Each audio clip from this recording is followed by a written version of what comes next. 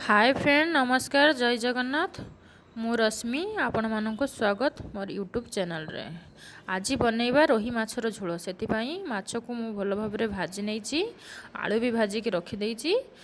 चलतु प्रोसेस तैयारी करवा। कढ़ई में मैं किसी सोरिष तेल ढाली देती इलायची लवंग तेजपत्र तापर टिके हे आसला परे कटा होइथिबा पियाज टिके भल भाव भाजिया हे आसलानी।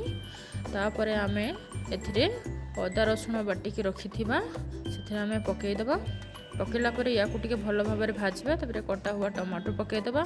पकई सारा परे सेथिरे सी अल्प लंका गुंड अल्प धनिया पाउडर अल्प हल्दी पाउडर पकईकी मसलाटा को भल भाव कषिबा। मसलाटा कषि होइकी आसिले सेथिरे आमे आलू भजा आलू पकईदबा। भजा आलू पकई सारा परे टिके कषिबा। तापरे आमे पानी ढाली दबा। पानी दे सारा परे फुटी आसिले भजा माछ गुड़ी को सेथिरे पकईदबा। माछ भल भाव फुटी आसिले हे गला रोही माछर झोल। वीडियोटी भल लगिला तो लाइक करिवे सब्सक्राइब करिवे। Thank you.